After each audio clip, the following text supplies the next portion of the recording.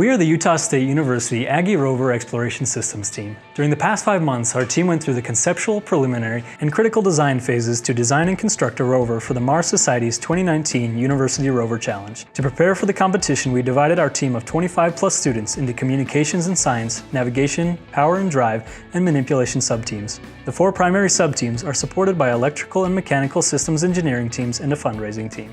The communications team is responsible for the successful exchange of command telemetry and video signals between the base station and the rover.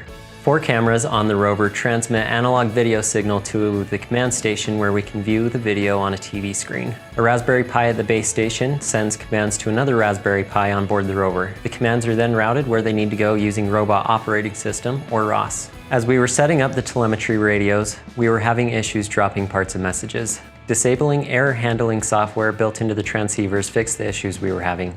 The navigation team focuses on teleoperation and autonomous navigation.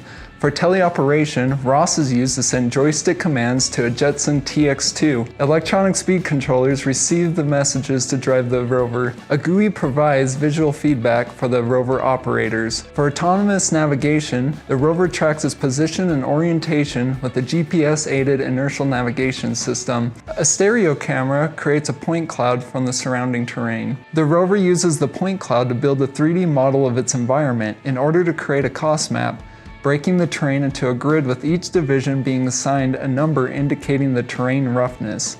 For the rover's path planning software, we will implement the A-star search algorithm, which will return the optimal path from the start and stop locations on the grid. The rover will use OpenCV functions to find circular objects as far as 4.5 meters away. Extra circles are filtered out with custom software. We still need to sync the live camera images with the OpenCV software, which will be achieved with a ROS node. We decided to use 4 lithium polymer batteries and battery eliminator circuits to step down the voltage for individual subsystem components. Safety components prevent current overdraw and allow for quick disabling of the rover in an emergency. The rover uses the rocker bogie suspension method to traverse obstacles up to 6 inches in height. We designed the rocker bogie and rover body in SOLIDWORKS and used SOLIDWORKS topology studies to achieve a unique cutout design and SOLIDWORKS FEA simulations to create a design with a minimum safety factor of 2 at the assumed worst case scenario. Static analysis determined the center of gravity to be no greater than 15 inches from the ground to avoid tipping at inclines up to 45 degrees. The drive motors output significant torque to overcome inclines of this grade. To provide maximum traction and ability to traverse sand, we selected 10-inch polyurethane beach wheels. The manipulation team is responsible for the robotic arm and its control. The robotic arm has 6 degrees of freedom and can lift 10 kilograms at a 1-meter extension. A camera mounted near the end manipulator provides visual feedback for precise positioning. The robotic arm is equipped with 3 servos and 3 linear actuators. The motors each have internal feedback to control position accurately using pulse width modulation. The arm is controlled using 4 degree of freedom inverse kinematics implemented on ROS. On a controller, the 2 joysticks direct the inverse kinematics in the vertical and horizontal planes of motion, and the buttons control the wrist and claw. To complete the science mission, we'll be using a custom-designed Raman spectrometer to search for signs of life via a fiber optic probe attached to the rover's manipulator arm. Collected spectra will be stored in the rover computer system and compared to a spectral database to determine the presence of biomarkers.